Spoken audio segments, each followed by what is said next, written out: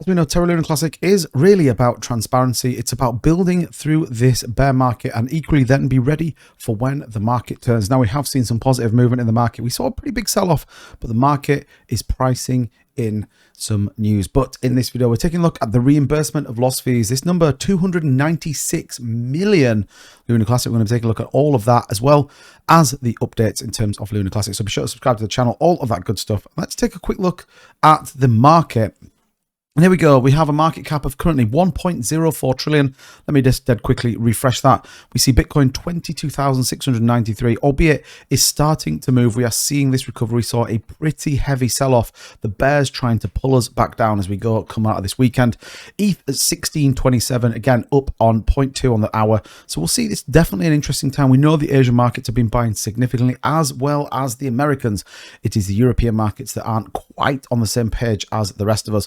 But as we go down, you can see everything starting to turn green, certainly in the 24-hour, and equally, like I said, in the last hour, we are definitely seeing some positive movement back into the market.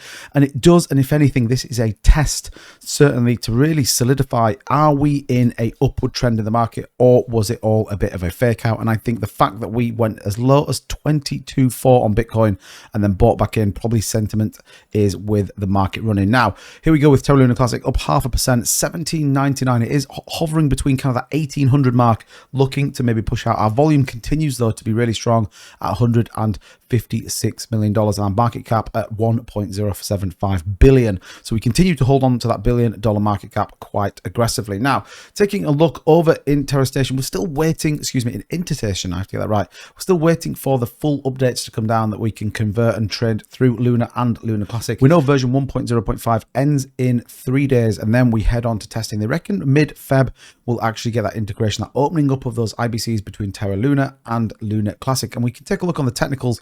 Luna is having a pretty good day, 2.5% up 2.2 with some pretty nice runs on the 15. We can come out and go to the hour. It's a bit more solid. We saw this big sell-off as well, but we tested that 50-day EMA. I talk about that on my live stream quite a bit.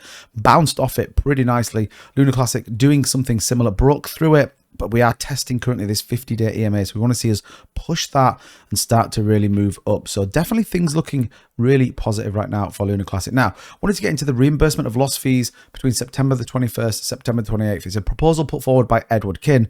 And this, in summary, it's about lost fees during that period of time when we initiated the 1.2% burn tax, and there was some issues in terms of the Columbus 5 gas computations, straightening the border for success and failure. Thus, some transaction failed and the tax was levied while the transaction did not go through. Now, again, this probably shows the level in which the Layer 1 task force are at. This shows the integrity these people building, and ultimately, for me, makes me even more confident in that the interests of this ecosystem is absolutely at the heart of Edward, Tobias, and the rest of the team over at the Layer 1. Now, I'm not going to go through this fully, give us all the coding, but ultimately, the total reimbursement is 295 million Luna Classic. Now, taken at the current price, we can say that that is currently 295 million times by 0.0018. Currently, $53,000 is a missing transaction gas fees. So what does that look like? Well, we've got 9 wallets, so there were 5 million looking to get 165 million back. A lot of them could be centralized exchanges such as crypto.com